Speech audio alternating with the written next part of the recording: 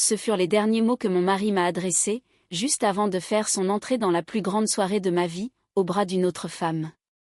Je l'ai regardé rire à une chose qu'elle lui murmurait. Je l'ai regardé réajuster sa cravate, dans le reflet des portes en verre. Puis, je l'ai regardé disparaître dans une foule de gens, qui n'avaient aucune idée de ce qui allait se passer. Moins d'une heure plus tard, j'allais monter sur cette même scène, tandis que 300 personnes se lèveraient pour m'applaudir. Et quand Lévi s'est retourné pour voir qui ils acclamaient, j'ai vu chaque once de couleur quitter son visage. Mais j'anticipe un peu. Laissez-moi reprendre depuis le début. Exactement comme cela s'est passé, lors d'un matin qui ressemblait à n'importe quel autre. Je me suis réveillée à 5 heures du matin, comme je le fais toujours avant un événement important.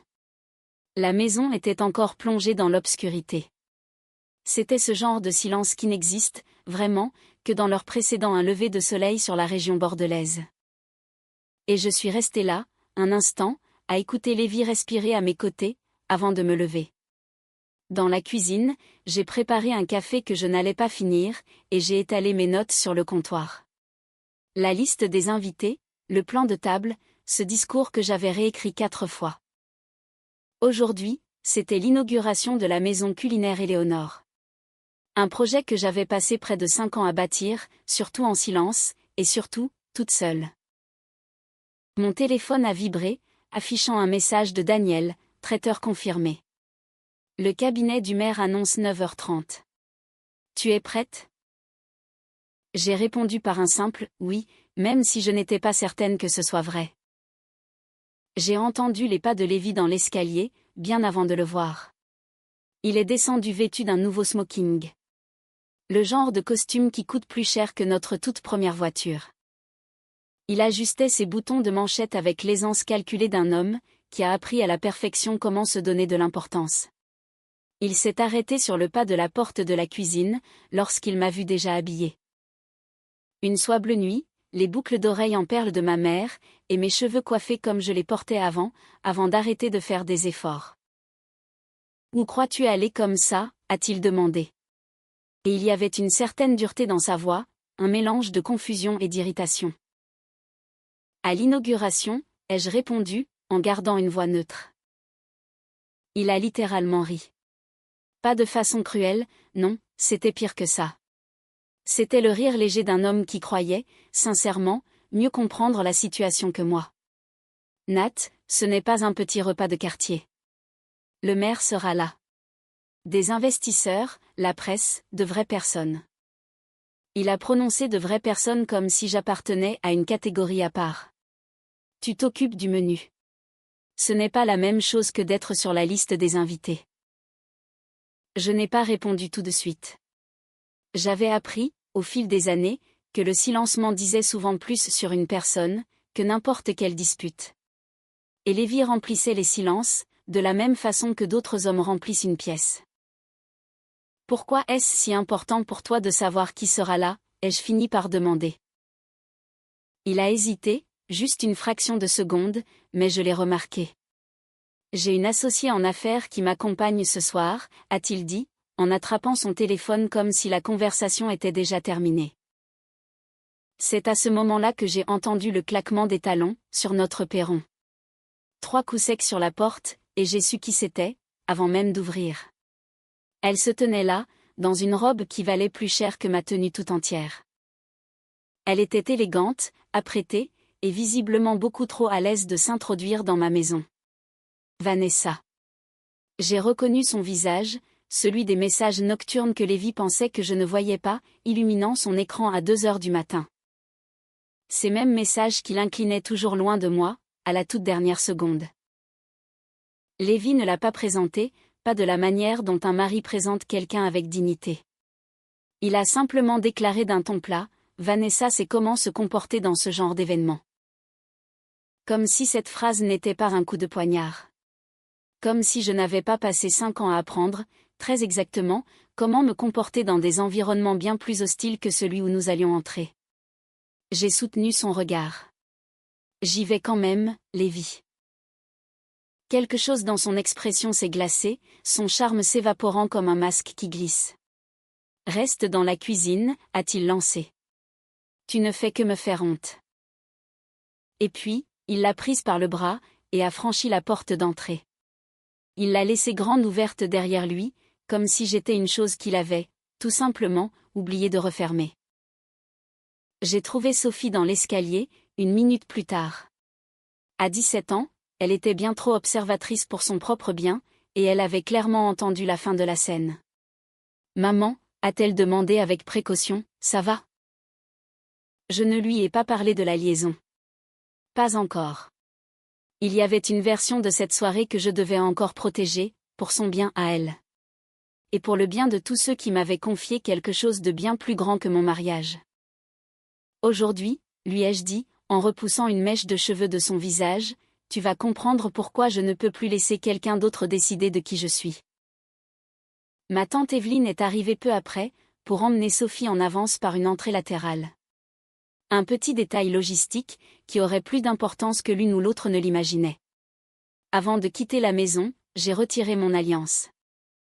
Je l'ai gardée dans la paume de ma main un long moment, ressentant son poids familier. Puis, je l'ai placée dans une petite boîte en velours, et je l'ai glissée dans mon sac. Sous mes notes, sous mon discours, sous tout ce que j'avais bâti, sans qu'il ne demande jamais à le voir. J'ai vérifié mon reflet dans le miroir de l'entrée. Pas par vanité, mais de la même manière qu'on inspecte son armure, avant une bataille. Ensuite, j'ai ouvert le tiroir de la console, et j'ai sorti un porte-cartes en cuir noir que je n'avais pas touché depuis des semaines. À l'intérieur, gravés en simples lettres dorées, figuraient 3 mots, sur lesquels Lévi n'avait jamais pris la peine de m'interroger, fondatrice et propriétaire. J'ai refermé ma main dessus, j'ai pris une grande inspiration, et je suis sortie dans la lumière du matin. En route vers une journée qui s'apprêtait à tout changer. Le trajet jusqu'au centre historique de Bordeaux m'a pris 20 minutes. Je suis passée sous les vieux platanes, devant les balcons en fer forgé sous lesquels j'avais marché des milliers de fois, alors que ce projet n'était encore que des échafaudages et des dettes. J'avais fait ce trajet un si grand nombre de fois au cours des 5 dernières années, que mes mains connaissaient les virages, sans que mon esprit n'ait besoin d'y penser. Mais aujourd'hui, l'atmosphère était différente. Aujourd'hui, le bâtiment au bout de la rue n'était plus un chantier. C'était terminé. La maison culinaire Éléonore se dressait à l'angle d'un ancien marché couvert rénové. Les briques rouges avaient retrouvé leur chaleur d'origine, et les nouvelles vitrines captaient la lumière matinale. Un tapis rouge s'étendait de l'entrée jusqu'à la rue. Des camions de journalistes étaient déjà garés le long du trottoir, et une file d'invités en tenue de soirée attendait d'être conduite à l'intérieur. J'ai d'abord aperçu Lévi. Il aidait Vanessa à sortir d'une voiture de fonction, comme si elle était une chose fragile et précieuse. Tous les deux posaient pour des photographes, qui n'avaient aucune idée qu'ils immortalisaient le début de la fin de son mariage. Je ne suis pas passée par la grande porte. J'ai contourné le bâtiment jusqu'au parking de la direction à l'arrière, celui réservé au personnel qui faisait réellement tourner cet endroit. Et je me suis garée sur la place portant mon nom, peint au pochoir sur le trottoir. Un agent de sécurité que je connaissais m'a salué d'un signe de tête, alors que je sortais de voiture. « Bonjour, Madame Turner », a-t-il dit. « Tout le monde n'attend plus que vous. » Quelques mots prononcés avec tant de naturel, et qui portaient pourtant le poids de 5 années de labeur. Un labeur qu'aucun photographe de cette ligne de front ne comprenait encore. À l'intérieur, j'ai trouvé Daniel dans le bureau de direction, ayant déjà coché la moitié de sa liste de tâches matinales. Daniel Price avait dirigé des opérations hôtelières pendant plus de 2 décennies, avant même de me rencontrer. Et au cours des 2 années où il avait travaillé à mes côtés, il était devenu une personne à qui je confiais presque tout. Il a levé les yeux quand je suis entrée. J'ai vu son regard s'arrêter sur ma main gauche, désormais nue, avant même qu'il ne prononce un mot. « Monsieur le maire est arrivé », a-t-il rapporté. Il était pragmatique, comme il l'était toujours quand il fallait accomplir une tâche. Le fonds de bourse d'études vient de recevoir un nouveau don ce matin. 6 chiffres, anonymes. L'équipe en cuisine est prête. Votre discours est prévu juste après l'allocution d'ouverture du conseil. J'ai hoché la tête, mémorisant toutes ces informations. J'étais reconnaissante pour cette routine logistique, qui empêchait mon esprit de s'égarer là où je ne voulais pas encore aller. Vous avez enlevé votre bague, a dit Daniel doucement. Ce n'était pas vraiment une question. Lévi a amené Vanessa, ai-je dit, en gardant une voix posée. Il m'a dit de rester dans la cuisine, pour ne pas lui faire honte. Sa mâchoire s'est crispée. L'espace d'un instant, j'ai vu l'instinct protecteur s'éveiller en lui, ce même instinct qui avait permis à cet endroit de tenir debout, malgré 3 refus bancaires et une année très difficile. Dites un mot, et je le fais expulser avant l'ouverture des portes. Non. J'ai posé mon sac et j'ai plongé mon regard dans le sien. Laissez-le rester. Je n'ai pas besoin de le mettre à la porte. J'ai juste besoin de dire la vérité. Sophie et Evelyne sont arrivées quelques minutes plus tard, par l'entrée latérale. J'ai vu le visage de ma fille se métamorphoser, empreint d'un étonnement silencieux, lorsque les membres du personnel m'ont salué par mon nom et mon titre. C'était un respect qu'elle n'avait jamais vu personne m'accorder à la maison. Je l'ai fait passer par l'aile de formation avant le début de la cérémonie, devant les 24 apprentis qui constituaient notre toute première promotion. La plupart étaient des femmes âgées de 40 à 60 ans. Des femmes qui avaient perdu leur emploi, vu leur mariage s'effondrer, ou passé des décennies à élever leur famille, avant de décider qu'elles avaient encore droit à un second acte. L'une d'elles, une femme nommée Ruth, qui avait enterré son mari et élevé 3 enfants avec un salaire de serveuse, a pris ma main dans les siennes. Cette bourse m'a redonné ma vie, a-t-elle dit. J'ai dû cligner fort des yeux, et détourner le regard une seconde, avant de pouvoir la remercier correctement. C'était ça, plus que toute autre chose, le but de tout ce projet. Pas l'inauguration, pas les caméras. C'était ça. Depuis la fenêtre du 2e étage qui surplombait la salle de réception, j'ai observé Lévi faire la cour à l'Assemblée, comme s'il avait construit cet endroit de ses propres mains. Il expliquait à un groupe de promoteurs qu'il entretenait des liens étroits avec l'équipe dirigeante du projet. Sa voix portait cette assurance particulière qu'ont les hommes, lorsqu'ils inventent quelque chose sur le moment. J'ai senti un sentiment s'installer dans ma poitrine. Ce n'était pas vraiment de la colère, c'était plutôt de la clairvoyance. Il était en train de construire une relation entière avec l'œuvre de ma vie, à partir de rien. Exactement de la même manière qu'il avait construit sa relation avec Vanessa, lors de soirées que je pensais être des dîners d'affaires. Tout près de là, j'ai entendu Vanessa expliquer à un investisseur que j'étais la consultante culinaire du projet. Je l'ai entendu distinctement via le système de sonorisation du couloir, et j'ai laissé cette information me traverser sans aucune réaction. Il y aurait du temps pour ça plus tard. Aujourd'hui, il ne s'agissait pas de la corriger. Mon esprit a brièvement voyagé 5 ans en arrière.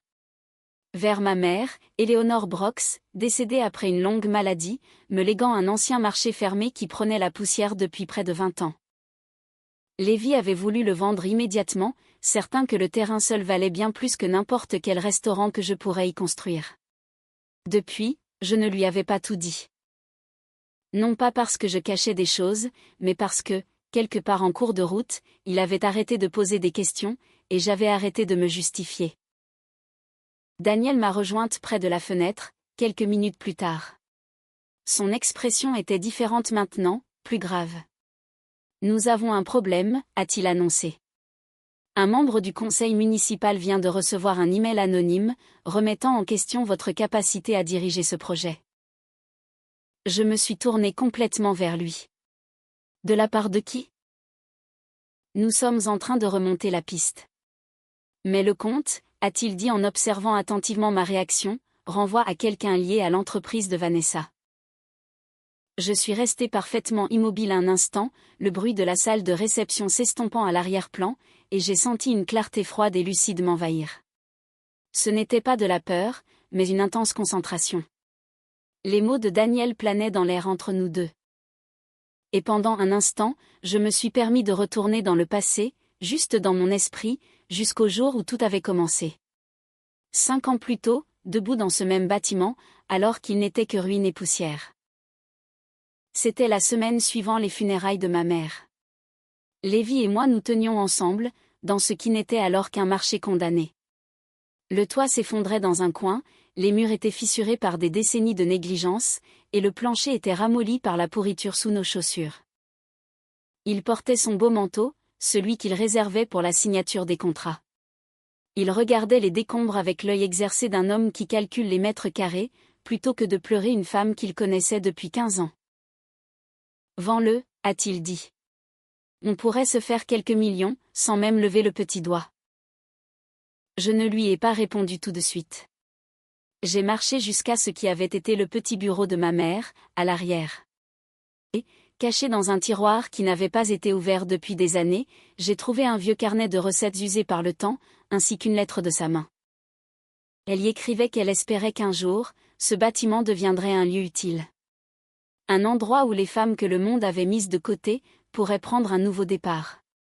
J'ai lu cette lettre 2 fois, debout dans la poussière. Et au moment où je l'ai repliée, je savais déjà que je ne vendrais rien du tout. Je veux être honnête sur ce qui s'est passé ensuite, car je pense que cela explique tout le reste. J'avais une formation en gestion de restaurant, acquise avant de quitter la vie active pour élever Sophie, et j'ai utilisé la moindre parcelle de cette expérience. J'ai créé une SARL, détenue par le biais de mon fonds familial. Cela signifiait que le bâtiment, l'argent, et la propriété étaient protégés, à l'abri du nom de Lévi et de ses dettes. 3 banques m'ont refusé un financement.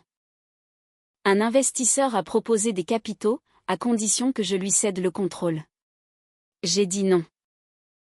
Les moqueries de Lévi ont commencé doucement, puis sont devenues constantes, exactement comme l'eau qui creuse la roche. « Tu joues à la patronne de restaurant », m'a-t-il lancé un jour, sans même lever les yeux de son téléphone. Pendant ce temps, sa propre carrière décollait. Plus de contrats, plus de dîners, plus de nuits loin de la maison, pour bâtir l'image qui lui tenait tant à cœur. De mon côté, je déposais des permis de préservation du patrimoine. Je courtisais des investisseurs qui croyaient réellement en notre mission. Je négociais des modifications d'urbanisme avec la mairie. Je travaillais avec des architectes, je créais de toutes pièces un programme de formation culinaire. Et je faisais tout cela, tout en m'occupant de ma mère mourante, et en élevant ma fille presque seule. Daniel est entré dans le projet grâce à la recommandation d'un investisseur. Il a été séduit par notre modèle d'apprentissage, tout comme moi. Il croyait à cette idée, que les femmes d'âge mûr méritaient un vrai second départ, et pas seulement de la pitié. Parce que Daniel gérait les opérations quotidiennes, Lévi a supposé, sans jamais poser la question, que Daniel devait être le véritable patron. Il n'a jamais corrigé cette supposition. Moi non plus. Honnêtement, ce n'était pas pour cacher quoi que ce soit. C'était simplement parce qu'il n'avait jamais posé l'unique question, qui lui aurait révélé la vérité. Je l'ai invité à la pose de la première pierre. Il ne s'y est pas rendu, préférant une partie de golf avec un client. Un jour, j'ai étalé les documents de propriété sur notre table de cuisine, mon nom figurant clairement en tant qu'actionnaire majoritaire, et je lui ai demandé d'y jeter un œil.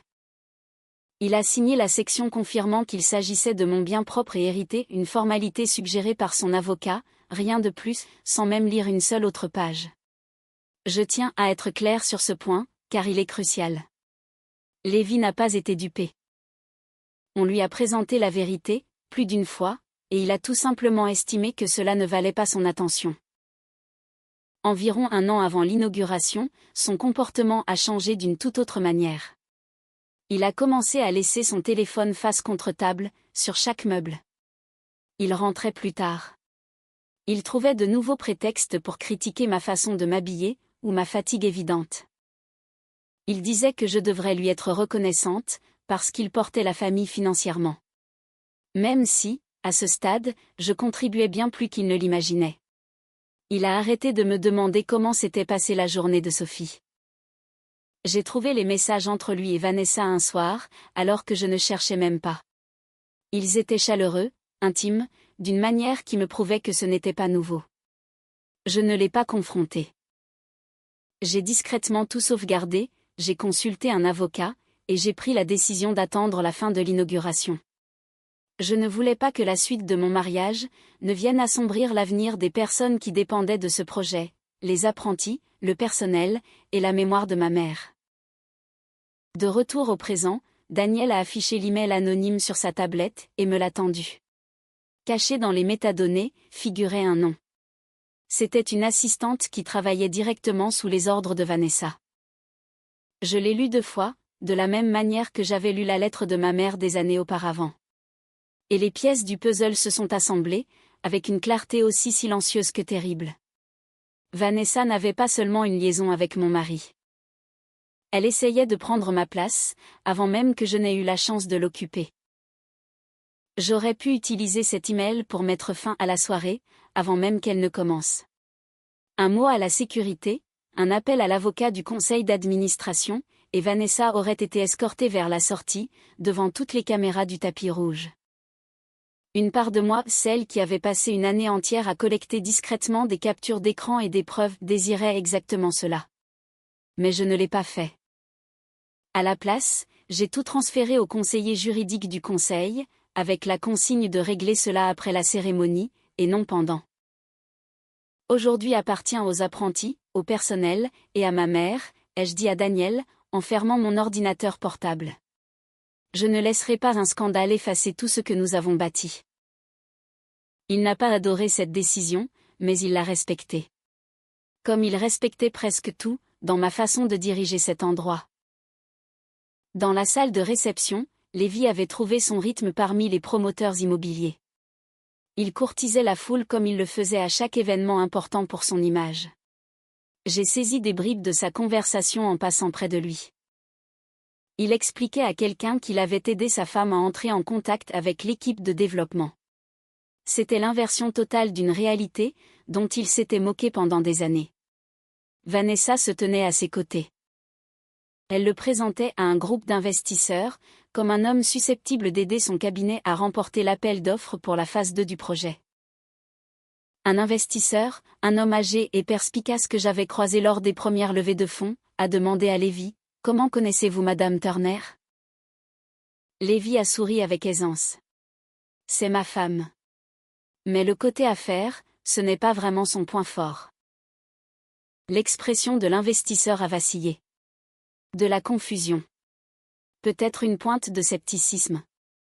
Mais il ne l'a pas corrigé. Il n'en avait pas besoin. Je me tenais assez près pour tout entendre. Et j'ai laissé ces mots glisser sur moi, comme l'eau de l'océan glisse sur la pierre. Ne creusant rien. Ne changeant absolument rien, à ce que je savais déjà être vrai. Je me suis avancé dans la pièce, vêtue de ma robe bleu nuit, et Lévi m'a repéré presque immédiatement. Son visage a pris cette moue d'irritation si particulière, celle qu'il réservait au moment où je le dérangeais.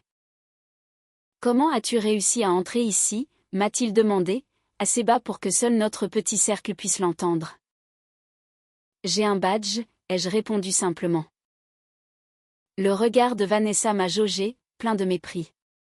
Il laisse peut-être le personnel de cuisine accéder aux espaces invités ce soir, a-t-elle glissé, et je l'ai regardé sourire à sa propre blague, satisfaite de son effet. Lévi m'a ordonné de m'éloigner du devant de la salle, avant que je ne lui fasse honte à nouveau. Je l'ai regardé et lui ai demandé calmement, « As-tu dit à qui que ce soit qui je suis ?» Je n'ai pas le temps d'expliquer les histoires de famille en ce moment, a-t-il répondu. Il se tournait déjà vers les investisseurs, persuadé que je quémandais une présentation, une faveur. Une petite charité, de la part d'un homme qui ne me voyait plus que comme une source d'ennui. Sophie se tenait à quelques mètres de là, et elle en avait clairement assez entendu. J'ai vu sa mâchoire se crisper. Je l'ai vue faire un demi-pas en avant, comme si elle était sur le point de dire une chose qu'elle ne pourrait plus retirer. J'ai posé légèrement ma main sur son bras. « Ne fais rien », lui ai-je soufflé. Certaines personnes ont besoin d'entendre la vérité par elles-mêmes, avant de pouvoir comprendre ce qu'elles ont refusé de voir pendant des années. Vanessa n'en avait pas fini. Elle m'a dit, avec la douceur feinte d'une personne qui tourne lentement un couteau dans une plaie, que je devrais être reconnaissante de la vie confortable que Lévi m'avait offerte.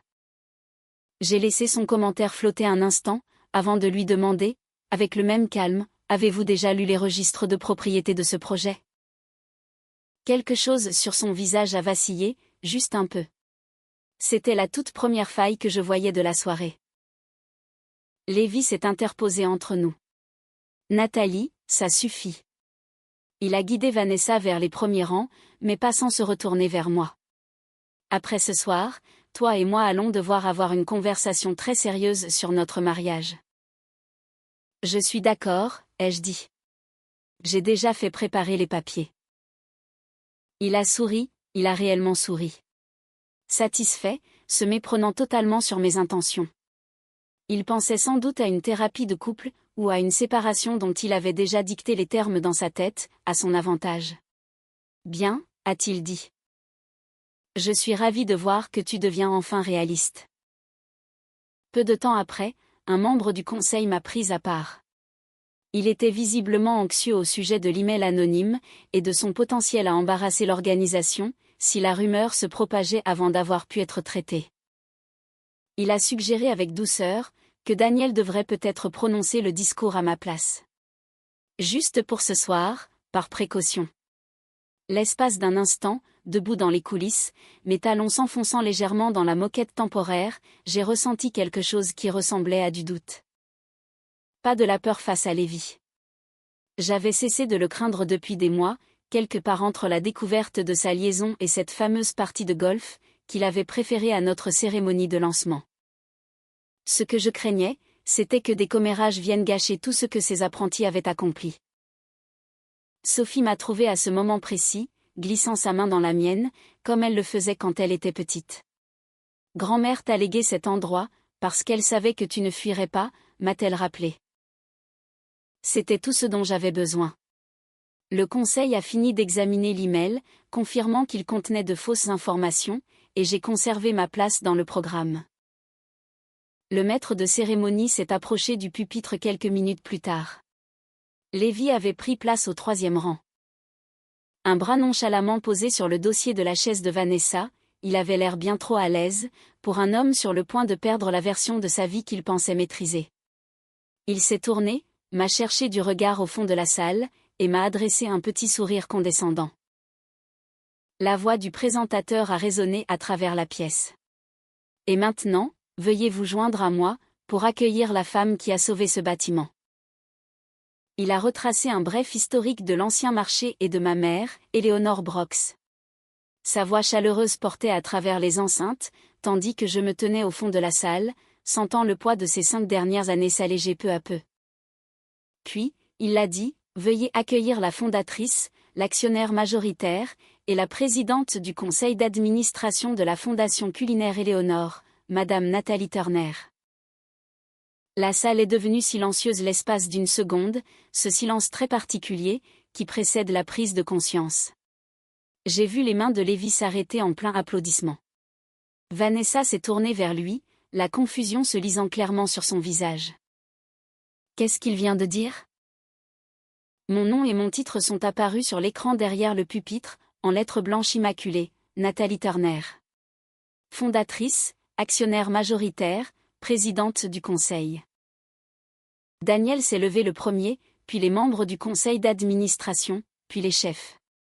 Et une par une, les apprentis qui avaient passé des mois à apprendre un métier, dans ce bâtiment dont ma mère avait un jour rêvé. Sophie s'est levée de la rangée réservée aux familles, avant n'importe qui d'autre de notre entourage. Son visage rayonnait d'une émotion que je n'avais pas vue chez elle depuis longtemps. De la fierté, peut-être, ou un sentiment de revanche pour moi. J'ai remonté l'allée centrale en direction de la scène. En passant devant la table de Lévi, je ne me suis pas arrêtée. Je n'ai pas souri avec arrogance. Je ne lui ai pas adressé un seul mot. J'ai tout simplement continué à marcher. Et, d'une certaine façon, ce silence en disait bien plus que n'importe quel discours préparé. Il me regardait comme s'il voyait une étrangère.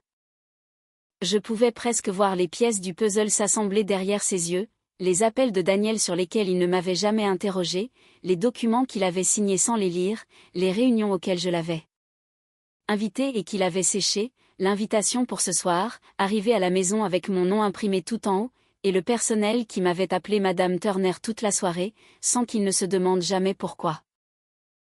J'ai gravi les marches de la scène, et je me suis accordé une grande inspiration avant de commencer. J'ai commencé par parler de ma mère. Éléonore avait passé plus de 30 ans à travailler dans les cuisines d'hôtel. Et plus d'une fois dans sa vie, quelqu'un lui avait rappelé qu'elle n'était qu'une femme dans une cuisine, comme si cette expression était censée la rabaisser. Mais elle a élevé une fille toute seule. Elle a formé des dizaines de jeunes cuisiniers, qui franchissaient ses portes sans rien posséder. Elle a nourri des familles qui ne pouvaient pas se payer à manger certaines semaines, sans jamais en parler à personne. Elle a économisé pendant des années, un billet après l'autre, jusqu'à pouvoir acheter cet ancien marché couvert. Quelqu'un m'a dit un jour, ai-je déclaré, ma voix résonnant avec assurance dans la salle, que la place d'une femme est dans la cuisine. Un silence total est tombé sur la pièce. J'ai vu Lévi baisser la tête. Et ils avaient peut-être raison, ai-je continué. Parce que c'est dans une cuisine que j'ai appris, que le leadership ne commence pas par un titre. Il commence par le fait de servir les autres en premier. Je n'ai pas prononcé son nom, ce n'était pas nécessaire. À la place, j'ai parlé des apprentis. D'une veuve de 58 ans, qui apprenait la pâtisserie professionnelle pour la première fois de sa vie. D'une mère de 46 ans, qui reprenait le travail après avoir passé 20 ans à élever ses enfants. D'une femme de 52 ans, qui avait fui un mariage violent, et qui étudiait aujourd'hui la gestion de restaurants avec nous. J'ai annoncé que le fonds de bourse porterait désormais le nom de ma mère. J'ai remercié Daniel, ainsi que tout le personnel qui avait bâti ce projet avec moi, sans jamais réclamer de reconnaissance. Puis, j'ai prononcé la partie que j'avais réécrite plus que toute autre phrase de ce discours. Le plus dur n'a jamais été de trouver l'argent, ou de restaurer un vieux bâtiment. Le plus difficile, ce fut de continuer à croire en moi, alors que la personne à mes côtés avait déjà décidé que je ne valais pas la peine d'être écoutée. J'ai regardé Lévi une seule fois. Je ne l'ai accusé de rien à voix haute, ce n'était pas nécessaire. J'ai vu quelque chose sur son visage s'effondrer, écrasé par le poids de ce que je venais de dire. J'ai conclu avec la phrase que j'avais répétée dans le miroir de ma salle de bain, à 5 heures ce matin-là. Ne confondez jamais le silence d'une femme avec de la faiblesse. Parfois, si elle ne se dispute pas, c'est parce qu'elle est trop occupée à bâtir une vie que personne ne pourra lui enlever. La salle s'est levée pour m'applaudir. Lévi est resté assis, le teint pâle, les mains inertes sur ses genoux. À côté de lui, j'ai observé Vanessa retirer doucement sa main de son bras. Après le discours, les journalistes se sont agglutinés autour de moi plus vite que je ne l'aurais cru, leurs carnets ouverts, les questions fusant. J'ai répondu à ce que je pouvais, calme et sereine. Pendant ce temps, derrière moi, j'entendais Lévi essayer de se frayer un chemin vers la scène. Un agent de sécurité l'a stoppé au niveau du cordon. « Je suis son mari », a-t-il dit. Et je pouvais entendre l'incrédulité dans sa propre voix, comme si ces mots n'avaient jamais eu besoin d'être défendus avant ce soir. « Monsieur », a répondu l'agent de sécurité avec impassibilité, « Madame Turner est en train de travailler. » Je ne me suis pas retournée, mais j'ai entendu la scène. Et quelque chose en moi s'est apaisé, pour de bon. 5 années à être sous-estimée, et tout s'était résumé à une seule phrase, celle d'un inconnu qui ne connaissait même pas toute l'histoire. Quelques minutes plus tard, à l'autre bout de la pièce, le téléphone de Vanessa a sonné. Je l'ai vu s'éloigner de la foule. Son expression est passée de la confusion à l'inquiétude, à mesure qu'elle écoutait. Son entreprise avait retracé l'email anonyme, directement jusqu'à son propre bureau. Elle s'est tournée vers Lévi, la voix assez stridente pour raisonner. « Tu m'avais dit que ta femme n'avait aucun vrai pouvoir ici. » Lévi a ouvert la bouche, mais aucun son n'en est sorti. Pour la toute première fois de la soirée, il n'avait absolument rien à dire. Vanessa a été exfiltrée de l'événement dans l'heure, convoquée pour un appel de crise avec la direction de son entreprise. D'après ce que Daniel m'a raconté plus tard, elle a passé les 10 premières minutes de cet appel à blâmer Lévi.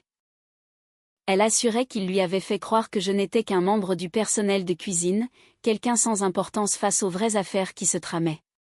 Lévi a tenté de se défendre, en affirmant « Je n'avais jamais rendu mon rôle clair ».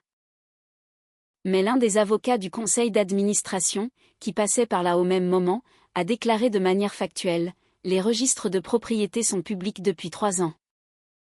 C'est à cet instant que Vanessa a compris ce que je savais déjà. Lévi n'avait pas été trompé. Il ne s'était tout simplement pas donné la peine de vérifier. Elle a quitté le bâtiment seule, le bruit de ses talons résonnant sèchement sur le sol en marbre, et elle ne lui a pas adressé un mot de plus. Lévi a patienté près d'une heure devant le bureau de direction, pendant que je terminais ma dernière interview.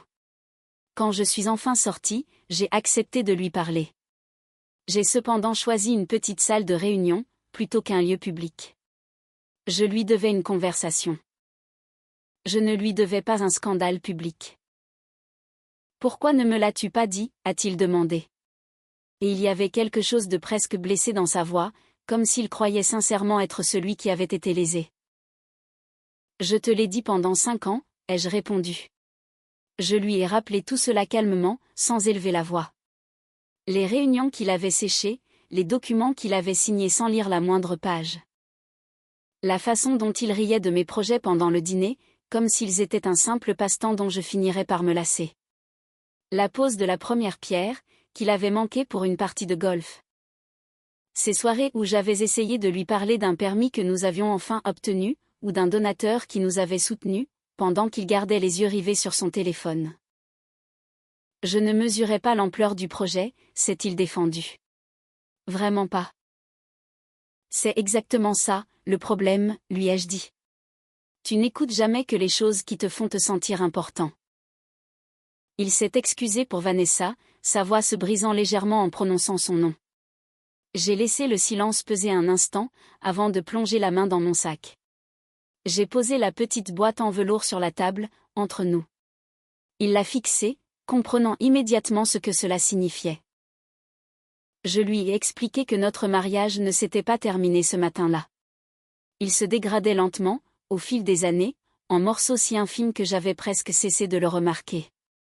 Il s'était brisé un peu plus, à chaque fois qu'il avait manqué de respect à ce que je construisais. Il s'était effondré un peu plus, à chaque fois qu'il avait tourné mon travail en dérision lors de dîners mondains. Il s'était achevé le jour où il avait commencé à me mentir, puis, encore une fois, le jour où il avait choisi d'amener une autre femme à la soirée la plus importante de ma vie. Je lui ai donné le nom et le numéro de mon avocat spécialisé en divorce. Il avait l'air abasourdi, comme si une part de lui avait sincèrement cru qu'il existait une version de cette soirée, où nous repartirions ensemble. Nathalie, s'il te plaît, donne-moi une chance. Je peux te pardonner, lui ai-je dit, et je le pensais, car porter de l'amertume ne m'a jamais aidé en quoi que ce soit. Mais je ne peux pas rester mariée à quelqu'un en qui je n'ai plus confiance. Les répercussions professionnelles ont suivi rapidement, sans que je n'aie à intervenir. L'email de Vanessa a fait l'objet d'une enquête interne. Et si la liaison en elle-même n'était pas un motif de licenciement, ce n'était pas le cas du reste. Utiliser les ressources de l'entreprise pour diffuser de fausses informations, interférer avec l'événement public d'un client, dissimuler un conflit d'intérêts et entacher la crédibilité du cabinet, c'était plus que suffisant. Elle a été suspendue, dans l'attente d'une décision définitive. Son entreprise a rompu toutes les négociations en cours avec Lévi concernant de futurs contrats. Certains de ses autres clients ont discrètement pris leur distance, eux aussi. Non pas parce que j'avais dit quoi que ce soit, mais parce qu'il l'avait vu mentir sur son rôle, devant une salle pleine de personnes qui connaissaient désormais la vérité. Il a perdu la promotion sur laquelle il comptait depuis des mois. Peu de temps après, Vanessa a définitivement rompu avec lui. Selon ce que Sophie a entendu dire plus tard, elle lui a lancé qu'elle n'avait jamais eu l'intention de bâtir un avenir, avec un homme incapable de comprendre ce qui se passait sous son propre toit. À ce moment-là, Sophie était déjà au courant pour la liaison. Je ne lui avais rien dit directement, mais elle avait rassemblé les morceaux de son côté. De la façon dont le font les adolescents de 17 ans, plus vite, et avec plus de lucidité que la plupart des adultes ne l'imaginent. Elle n'a pas hurlé sur son père, elle n'a pas pleuré devant lui. Elle lui a simplement posé une question, très calme, qu'il n'oubliera probablement jamais. Tu ne t'es jamais demandé pourquoi maman avait arrêté de te parler de sa vie? Il n'avait pas de réponse à ça non plus. Je n'ai jamais empêché Lévi de voir sa fille. Mais je n'ai pas non plus poussé Sophie à lui pardonner plus vite qu'elle n'en était capable. C'était à elle de décider, pas à moi. 3 semaines se sont écoulées avant qu'il ne me recontactait.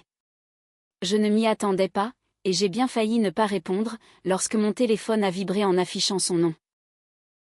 Je ne te demande pas de revenir, disait le message. Je veux juste une conversation où je pourrais dire la vérité, sans chercher à me protéger. J'ai regardé ce message pendant un long moment, avant de taper ma réponse. Quelque part au cours de ces 3 semaines, la colère qui m'avait habité le soir de l'inauguration s'était muée en quelque chose de plus paisible.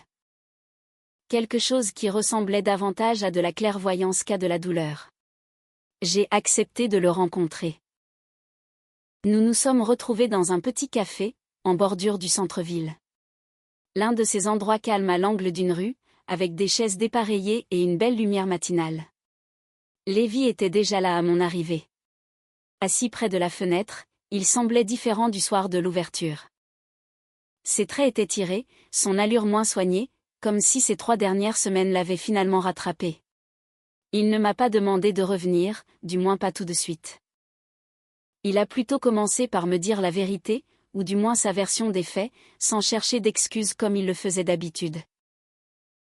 Je me suis toujours senti menacé par tes compétences, a-t-il admis, en faisant lentement tourner sa tasse sur la table sans en boire une goutte. Quand ta carrière a commencé à décoller, je me suis convaincu que ce n'était qu'un passe-temps. Parce que, si j'avais admis le contraire, j'aurais dû avouer que je me faisais distancer. Il m'a confié que Vanessa l'avait fait se sentir important, d'une manière qu'il avait recherchée sans trop se poser de questions.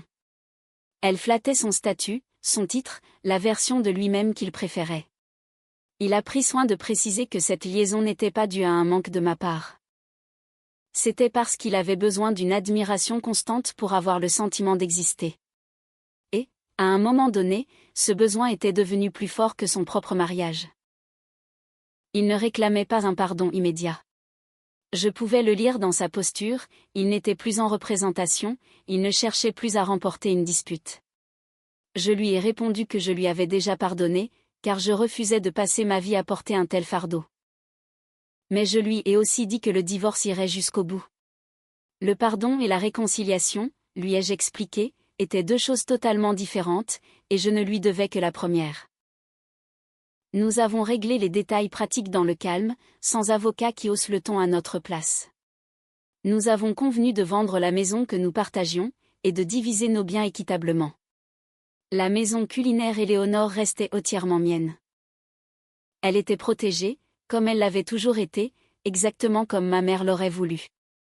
Nous nous sommes promis de ne jamais utiliser Sophie comme messagère, de ne jamais dire de mal l'un de l'autre devant elle, et de suivre une thérapie familiale si jamais elle le demandait. Lévi a commencé à se comporter différemment avec Sophie dans les mois qui ont suivi. De petites choses, au début.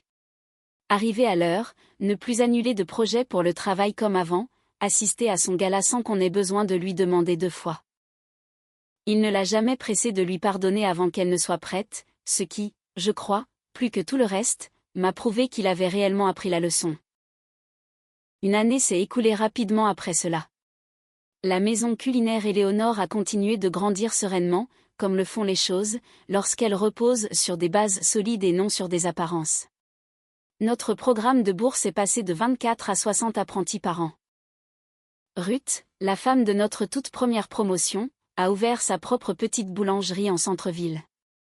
J'ai versé quelques larmes, le jour où elle m'a envoyé une photo de la vitrine, avec son nom peint au-dessus de la porte. Une autre apprentie de cette même classe est devenue gérante d'un restaurant à l'autre bout de la ville, et elle forme de nouvelles recrues tout comme nous l'avions formée autrefois. Sophie a postulé pour notre apprentissage d'été en pâtisserie, cette année-là. Je l'ai obligée à passer par le même processus de candidature et d'entretien que tout le monde. Pas de raccourci, pas de favoritisme. Car c'était là toute l'essence de ce que nous avions construit. Elle a été acceptée par son propre mérite. Et je crois n'avoir jamais été aussi fière de ma vie. Lors de la célébration de notre premier anniversaire, on m'a de nouveau demandé de prendre la parole. Lévi s'est assis vers le fond de la salle cette fois-ci. Non pas en tant que mari, mais simplement en tant que père de Sophie. Il n'a pas cherché à s'approcher de la presse, ni à s'attribuer le mérite de ce qu'était devenu ce lieu. Il s'est contenté de rester debout, en silence, et d'applaudir à la fin, exactement comme n'importe quelle autre personne dans la pièce. Plus tard, il m'a retrouvé près de la sortie. J'ai passé des années à croire que la réussite, c'était d'être admiré par les autres, a-t-il dit. Tu m'as appris que la vraie réussite, c'est de réussir à voir l'autre, avant qu'il ne soit trop tard. J'espère que tu t'en souviendras avec Sophie, lui ai-je répondu. Il a hoché la tête, et pour une fois, je l'ai cru. Il n'y a pas eu de grandes retrouvailles dramatiques, ni de musique de film jouant en fond sonore, comme se terminent parfois ces histoires. Juste deux personnes qui avaient enfin atteint une certaine forme d'honnêteté, une sincérité dont nous avions été incapables, tout le temps de notre mariage. Plus tard dans la soirée, après le départ des derniers invités, je suis restée seule dans la cuisine principale. Je regardais la photo de ma mère, accrochée près du passe-plat. Sophie m'a rejointe quelques minutes plus tard. « Tu regrettes parfois de ne pas avoir vendu cet endroit ?» a-t-elle demandé. J'ai souri. Il y a eu des jours où j'étais terrorisée à l'idée d'avoir fait le mauvais choix. Mais je n'ai jamais regretté une seule seconde, d'avoir cru que ma vie pouvait être plus grande, que la façon dont quelqu'un d'autre la percevait. Elle a pris ma main. Et nous sommes restés là, ensemble, pendant un long moment, dans le silence de la pièce. Pendant très longtemps, j'ai cru que j'avais besoin de prouver quelque chose à Lévi. De lui prouver que je comptais, que j'étais bien plus que ce qu'il voyait, lorsqu'il me regardait. Mais quand cette fameuse soirée est enfin arrivée, j'ai réalisé que cette scène n'avait jamais été pour lui. Elle était pour ma mère. Pour ma fille. Et pour chaque personne à qui l'on a un jour ordonné de rester à sa place. Lévi avait raison sur un point. Ma place était bel et bien dans la cuisine. Celle que j'ai bâtie, dans le bâtiment que je possède. Là où des centaines de personnes trouvent, encore aujourd'hui, le courage de recommencer leur vie à zéro. Je n'ai jamais eu besoin de l'humilier. J'avais juste besoin d'arrêter de me faire toute petite, pour qu'il puisse se sentir grand. Parfois, la justice n'arrive pas avec des cris. Parfois, c'est juste ce moment de calme absolu, où vous montez enfin sur scène, et où vous laissez la vérité vous présenter. Si cette histoire a résonné en vous, j'aimerais beaucoup savoir d'où vous nous regardez ce soir. Laissez un commentaire pour me le dire. Merci d'avoir partagé ce moment avec moi.